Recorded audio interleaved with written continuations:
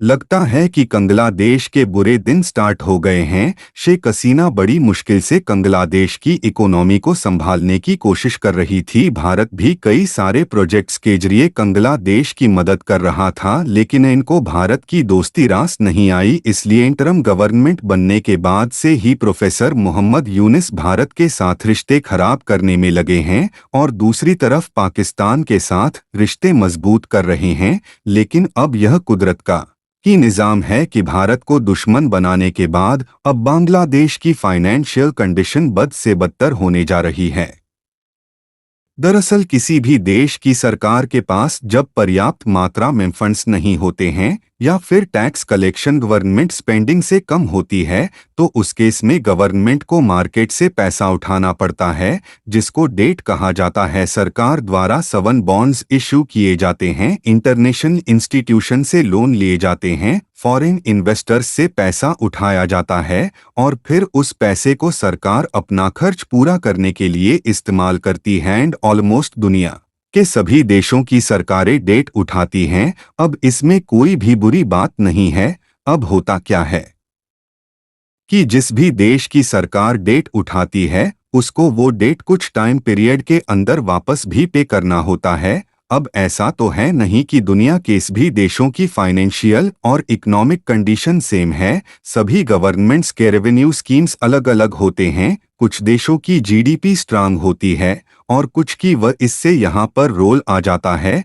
Fitch और Moody's जैसी top class credit rating agencies का ये क्या करते हैं कि हर एक देश को क्रेडिट रेटिंग्स देते हैं और ये बताते हैं कि पर्टिकुलर देश जो भी मार्केट से डेट उठा रहा है, मार्केट सोवन बॉन्ड्स सिक्योरिटीज या फिर और भी चीजें इशू करके जो पैसा ले रहा है, उसको वापस चुकाने की उस देश की कितनी कैपेबिलिटी है, ताकि इन्वेस्टर्स को पता चले कि कौन से देश को पैसा देना ना सेफ है और कौन से देश को पैसा देना मतलब पैसा डुबाना है, क्योंकि उनकी फाइनेंशियल कंडीशन ठीक नहीं है। और इन क्रेडिट स्टिंग एजेंसीज द्वारा ट्रिपल ए से लेकर ट्रिपल सी तक रेटिंग्स दी जाती हैं। अब हुआ यह कि बांग्लादेश की गवर्नमेंट की फाइनेंशियल कंडीशन इस समय बहुत ही खराब चल रही है। ना इलेक्ट्रिसिटी बिल पे करने के लिए पैसे हैं और ना ही डेवलपमेंट प्रोजेक्ट्स और गवर्नमेंट स्कीम्स के लिए। बांग्लादेश के फॉरेस्ट रिजर्व्स भी लगभग खाली हो गए हैं।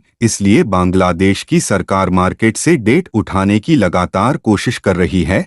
अब इसको कोशिश ही कहा जाएगा, क्योंकि अभी तक तो कोई भी देश बांग्लादेश के क्यों के लिए नहीं आया है। लेकिन इस बीच मूडीज क्रेडिट्स रेटिंग एजेंसी ने बांग्लादेश की कोशिशों के ऊपर पानी फेर दिया है। रेफरेंस के लिए आपकी स्क्रीन के ऊपर आर्टिकल का स्क्रीनशॉट है। दरअसल मज क्रेडिट्स रेटिंग एजेंसी ने बांग्लादेश की रेटिंग को डाउनग्रेड कर दिया है। बांग्लादेश की रेटिंग्स पहले भी ए थी, जिसको मज ने भी 2 की कैटेगरी में डाल दिया है। मज ने बांग्लादेश के आउटलुक को स्टेबल से नेगेटिव कैटेगरी में डाल दिया है। कारण बताते हुए मज ने कहा है कि बांग्लादेश में पॉलिटिकल रिस्क काफी ज्यादा बढ़ गया है और ग्रोथ काफी स्लो हो गई है। पॉलिटिकल एंड सोशल अनरेस्ट के कारण बैंकिंग सेक्टर में रिस्क बढ़ गया है, जिसके कारण सरकार के ऊपर लिक्विडिटी रिस्क काफी बढ़ गया है। इलेक्शंस का कोई रोड मैप नहीं है और लॉ एंड ऑर्डर सिचुएशन का भी खराब होना और कम्युनिटी बेस्ड टेंशन्स को भी कारण बताया गया है,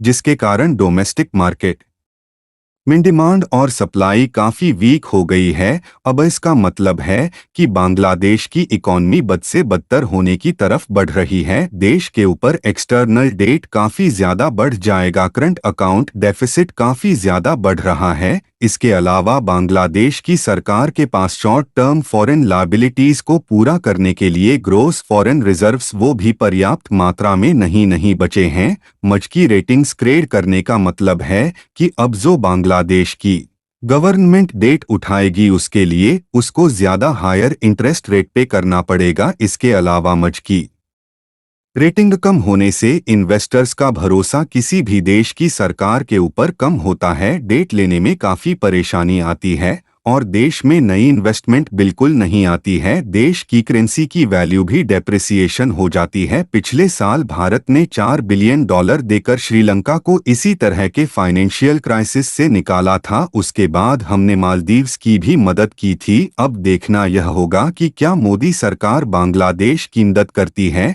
या फिर नहीं। वैसे अगर बांग्लादेश की सरकार भारत के सामने आकर झुक जाए और भारत से मदद मांगे तो क्या मोदी सरकार को मदद करनी चाहिए, हाँ या फिर ना?